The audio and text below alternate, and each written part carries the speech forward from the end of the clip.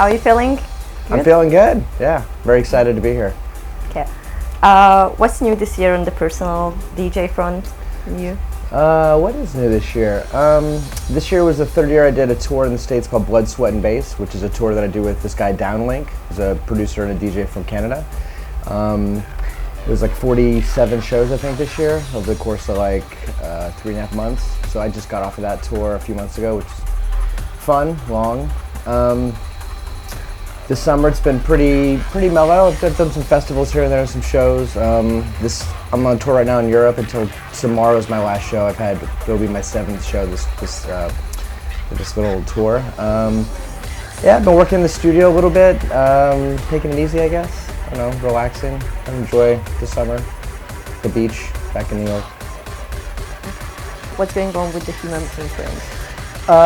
So Human Imprint, I kind of put it on pause for a few years, but actually I'm getting ready to relaunch the label in the next couple months. Our first release is from a new American producer named Des McMahon, a track called Haunted Behavior. So that's coming. I have a collaboration that I did with a friend of mine named Mark the Beast called Angel Dust, that's coming out next.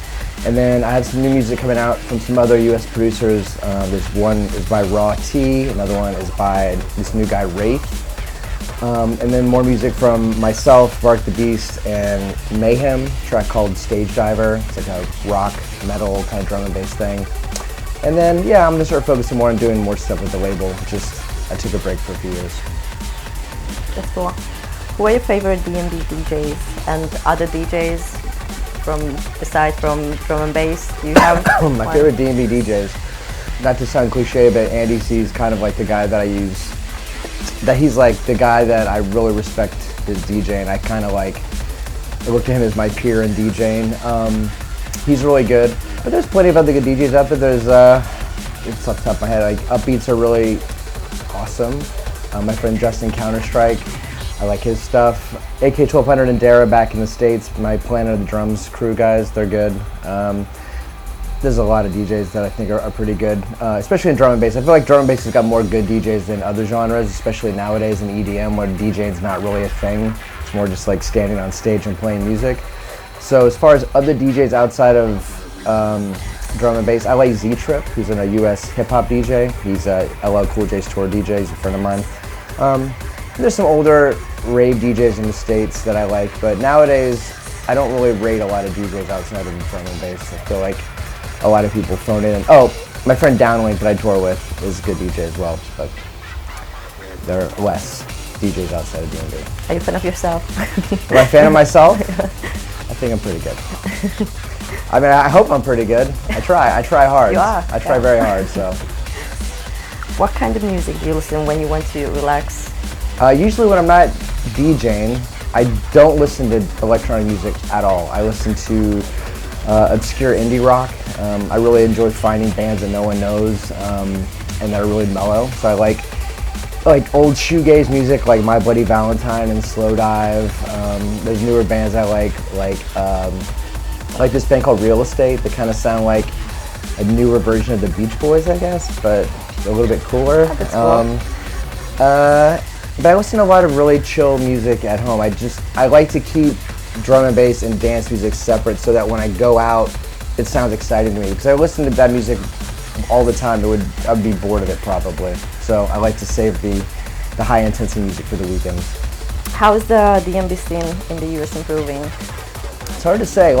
It's weird to come to Europe and see there's festivals like Let It Roll or stuff like that, or events like this. This doesn't really happen in the States that often. There's events like this kind of sometimes in Los Angeles, but overall we don't have the kind of support that drum and bass has in Europe. So as it improving, it's hard to say. The popularity of dubstep and trap music and EDM is so overwhelmingly prevalent that I feel like that music is almost kind of dumbed down the mentality of the ravers that go to shows, and this kind of music is just too complicated for these kids. They like slower music that they can wrap their head around. So it's drum and bass is always being challenged to kind of prove itself as being a viable and great source of music.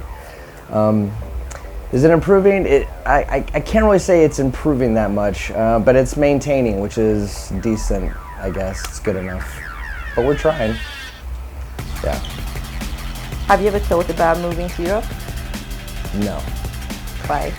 I like living in America. I live in New York City. I really like living in New York. I've been there almost 15 years. I like the States. I like Europe. I play in Holland quite a bit because my European agent, Gareth from Prospect, he's from Holland, so I tend to play in Holland a lot. And I will say that when I first went to Holland, I thought, oh, it's all right. And as I've gone so many times, I really appreciate that country. It's a really cool place.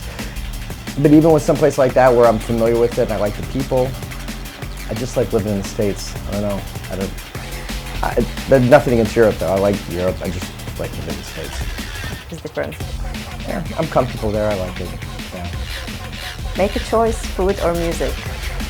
Food or music?